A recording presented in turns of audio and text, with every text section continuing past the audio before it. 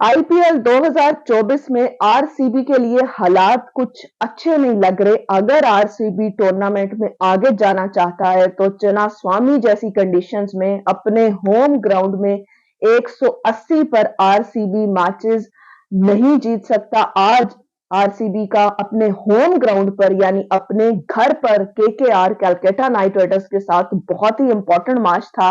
तीसरा मैच था आज आरसीबी का, लेकिन जो सिचुएशन और जो कॉम्बिनेशन टीम का नजर आ रहा है, आरसीबी ने उसको आज कहीं पर भी बैक करता हुआ दिखाई नहीं दिया, क्योंकि बड़ी एक नॉर्मल सी परफॉर्मेंस देखने को मिली। लग ही नहीं रहा था कि रॉयल चैलेंजर्स बेंगलुरु खेल रहा है, जो बड़े बड़े टोटल बोर्ड पर सेट करने की काबिलियत रखता है और जाने जाते हैं वो पहले बैटिंग करते हुए बोर्ड पर बड़ा टोटल लगाने के लिए। लेकिन आज जिस तरह की बैटिंग रॉयल चैलेंजर्स बेंगलुरु ने की, ये एक फ्लैट विकेट था जहां पर शायद 250 भी अगर होता तो शायद केकेआर इसको चेज कर लेता। और आरसीबी के लिए मुश्किलात मुझे बढ़ती हुई दिखाई दे रही हैं, क्योंकि फैफ डू प्लेसी को रन्स करने पड़ेंगे। अगर आरसीबी टूर्नामेंट में आगे जाना चाहता है, ट्रॉफी उठाना चाहता है पहली बार आईपीएल की हिस्ट्री में, तो आरसीबी को फैफ डू प्लेसी को अपनी परफॉर्मेंस बेहतर करनी पड़ेगी, खासकर बैटिंग में, जो कि हमेशा उनकी स्ट्रेंथ रहती है।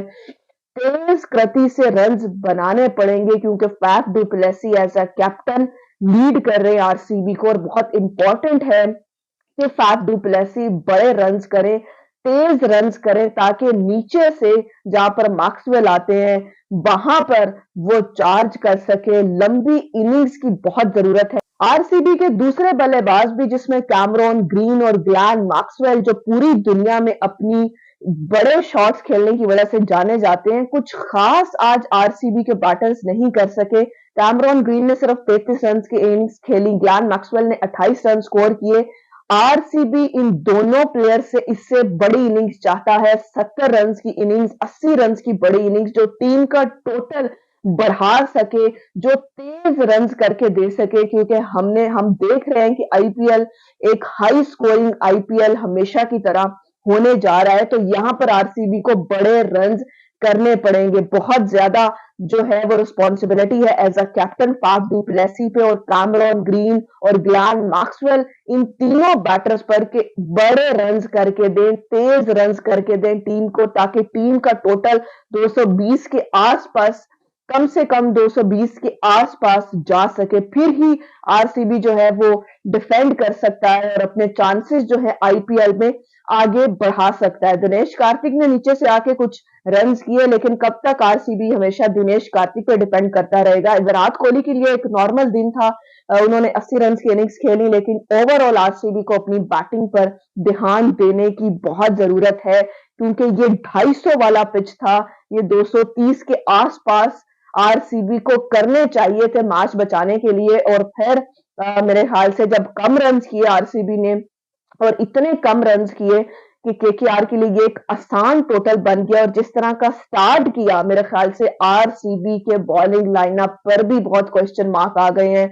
इस वक्त वन ऑफ द बेस्ट और finest bowlers of new balls in the world cricket, Mohammed Siraj को जिस तरह से चार्ज किया फिल सॉल्ट ने, पहले ही ओवर में 18 रन लगा दी, वहीं पर जाहिर हो गया था कि केकेआर आज मैच में कुछ बड़ा करने वाला है। और सुनील नारायण, जो कि आज प्लेयर ऑफ द मैच भी थे, आउट भी किए और जबरदस्त इनिंग्स खेली, 260 के स्ट्राइक रेट से बैटिंग की, 5 छक्के लगाए। सुनील नारायण और फिल सॉल्ट ने जिस तरह का स्टार्ट दिया केकेआर को, लग रहा था कि ये केकेआर के लिए एक आसान टारगेट साबित होने वाला है। और 3.5 ओवर्स में ही, 3.3 ओवर्स में ही 50 रन बोर्ड पर लग चुके थे, जो कि आरसीबी की बॉलिंग लाइनअप पर भी एक बड़ा क्वेश्चन मार्क लगा रहे हैं। मोहम्मद सिराज की लाइन और लेंथ आज खराब नजर आई, जहां पर फिल सॉल्ट और सुनील नारायण उन्हें चार्ज कर रहे थे, वहीं पर वो मुसलसल बॉल्स कर रहे थे। प्रेशर नजर आया आरसीबी के बॉलर्स पर।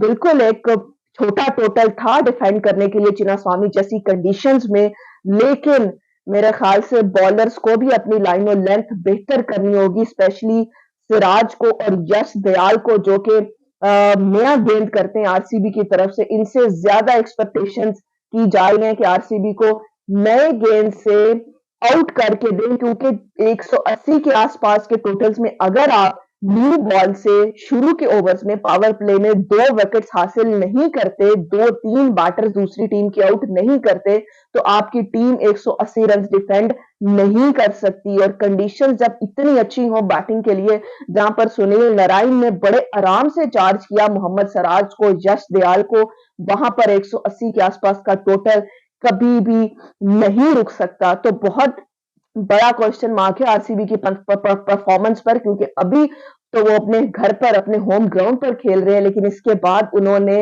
जो है वो जब अपने घर पर नहीं खेल रहे होंगे तो तब उनका क्या कॉम्बिनेशन होगा और कैसी परफॉर्मेंस आरसीबी की तरफ से आएगी, ये एक बड़ा सवाल। और केकेआर के बैटिंग लाइनअप में सबसे ज्यादा तारीफ वे कशात अय्यर की बनती है, जिन्होंने हाफ सेंचुरी स्कोर की और एक इम्पैक्टफुल इनिंग्स खेली, जो कि केकेआर को टोटल के बिल्कुल करीब ले गई और आसान टोटल केकेआर के लिए बन गया। अगर सुनील नारायण ने एक विकेट हासिल ना किया होता तो player of the match Venkatesh Iyer होते आज, जिन्होंने 50 रन की बहुत ही शानदार इनिंग्स खेली, अर्धशतक बनाया अपना और टीम के लिए इम्पैक्टफुल परफॉर्मेंस लेकर आए। मेरे ख्याल से 7 विकेटों से जो केकेआर मैच जीता है, मेरे ख्याल से 16-17 बॉल्स पहले उसमें वेंकटेश अय्यर की इनिंग्स की बहुत तारीफ बनती है। और उसके साथ मेरे ख्याल से कैप्टन इनिंग्स जो श्रेयस अय्यर ने खेली, श्रेयस अय्यर का कैमियो भी बहुत इंपॉर्टेंस रखता है, क्योंकि केकेआर मुझे लगता है कुछ बड़ा देख रहा है इस आईपीएल में, जिस तरह की उनकी बैटिंग लाइनअप नजर आ रही है। अभी तो एंड्रे रसल केकेआर के पास मौजूद थे, केकेआर की बॉलिंग भी बहुत इंपैक्टफुल नजर आ रही है, लेकिन यहाँ पर क्वेश्चन मार्क अगर है तो वो आरसीबी की परफॉर्मेंस पर है। अपने घर पर खेलते हुए आरसीबी की ये परफॉर्मेंस आरसीबी के फैंस बिल्कुल भी कबूल नहीं करेंगे। और फाफ डू प्लेसी की कैप्टनसी पर भी मुझे थोड़ा सा आज निराशा सी हुई, क्योंकि कैमरॉन ग्रीन ने एक ही ओवर किया, सिर्फ 7 रन उनको पड़े, उनको वापस लाना चाहिए था, वहां पर एक ओवर कैमरॉन ग्रीन का चांस लेना चाहिए था, लेकिन फाफ डू प्लेसी ने एक ही ओवर उनसे करवाया। हालांकि 7 रन दिए उन्होंने, लेकिन दोबारा उनको बॉलिंग फाफ डू प्लेसी ने नहीं दी। और मेरे ख्याल से जोसेफ जो हैं वो हमें आरसीबी की तरफ से ज्यादा मैचेस खेलते हुए दिखाई नहीं देंगे, क्योंकि आज उन्होंने 2 ही ओवर किए और उसमें 34 रन जो हैं वो पड़े।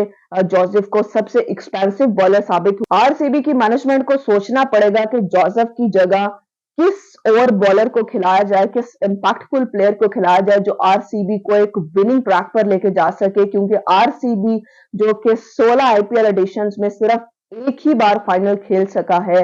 बहुत ज्यादा एक्सपेक्टेशंस हैं इस बार विराट कोहली के फैंस को, रॉयल चैलेंजर्स बैंगलुरु के फैंस को, कि फाइनल में आरसीबी पहुंचे, आईपीएल में आगे जाए और ट्रॉफी उठा सके। लेकिन आरसीबी की करंट परफॉर्मेंस को देखते हुए बिल्कुल भी ये नहीं कहा जा सकता कि आरसीबी टूर्नामेंट में आगे जा रहा है। आरसीबी के बैटर्स को बेहतर करना होगा, आरसीबी के बॉलर्स को बेहतर करना होगा।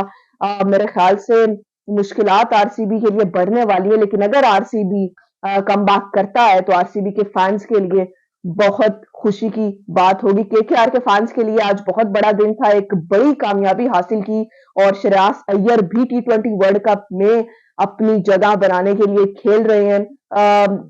लेकिन श्रेयस अय्यर इस वक्त तो नहीं लग रहा कि इंडिया की टी20 वर्ल्ड कप 2024 की टीम में होंगे, लेकिन अगर श्रेयस अय्यर कोई बहुत ही आउटस्टैंडिंग परफॉर्मेंस दे देते हैं कि सिलेक्टर्स उनको जो है वो रखने पर मजबूर हो जाए, तो फिर श्रेयस अय्यर भी टी20 वर्ल्ड कप में खेल सकते हैं। और श्रेयस अय्यर ने आज ऑब्वियसली कैप्टन इनिंग्स खेली, केकेआर के लिए आज बहुत बड़ा दिन था। आरसीबी को अपनी बहुत सारी चीजों को ठीक करने की जरूरत है। 3 मैचेस आरसीबी खेला है, 1 मैच अब तक आरसीबी जीत सका है, तो आरसीबी को अपनी परफॉर्मेंस पर ध्यान देना होगा, बैटिंग बॉलिंग दोनों में बेहतर कारकर्दगी दिखानी होगी, क्योंकि आरसीबी के फैंस को आरसीबी से बहुत सारे एक्सपेक्टेशंस हैं कि इस साल आरसीबी एक ट्रॉफी उठाकर बेंगलुरु के फैंस को मौका दे खुशी मनाने का।